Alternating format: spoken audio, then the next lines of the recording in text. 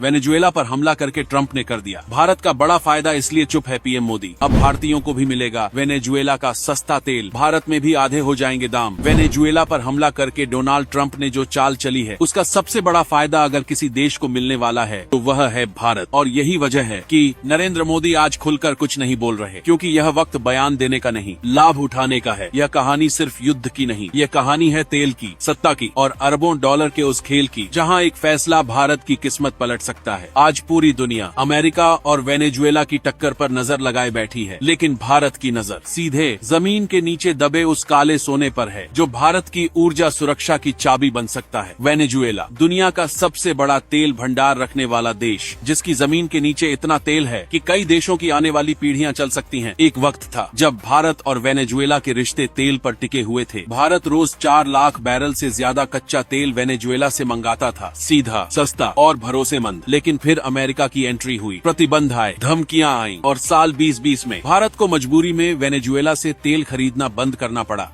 नतीजा, भारत को महंगा तेल लेना पड़ा, दूर दूर से, ज्यादा ट्रांसपोर्ट, ज्यादा लागत और उसका बोझ सीधे आम जनता की जेब पर।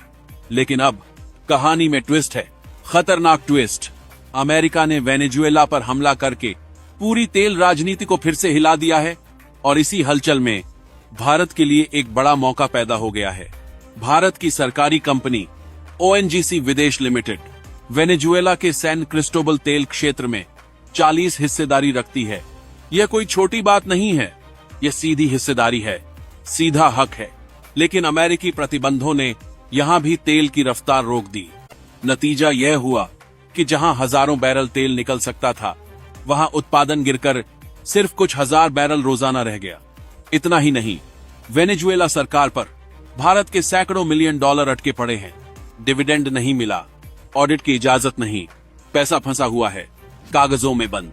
लेकिन अब अमेरिका की कार्रवाई ने पूरा खेल बदलने का संकेत दे दिया है।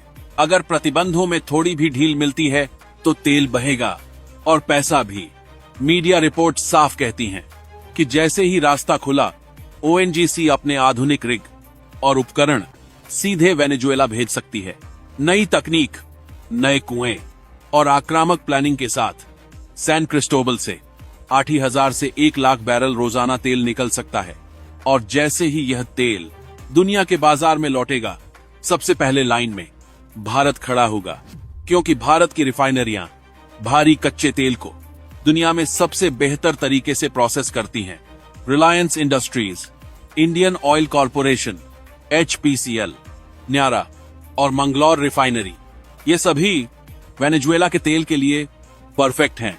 यानी तेल आएगा, सस्ता आएगा और भारत में प्रोसेस होकर देश की ऊर्जा सुरक्षा को मजबूत करेगा। अगर सब कुछ भारत के पक्ष में गया तो सीधा फायदा आम भारतीय को होगा। तेल सस्ता, रिफाइनरी की लागत कम। यही वजह है कि प्रधानमंत्री मोदी इस पूरे मामले पर शांत नजर आ रहे हैं, क्योंकि यह शांति कमजोरी नहीं, रणनीति है। यह वक्त कैमरे के सामने बोलने का नहीं, कैमरे के पीछे सौदा करने का है। अब गेंद अमेरिका के पाले में है और नजर पूरी दुनिया की इसी एक फैसले पर टिकी हुई है। दोस्तों, क्या आप भी वेनेजुएला का सस्ता तेल खरीदेंगे या नहीं? कमेंट में जरूर बताइएगा। जय हिंद।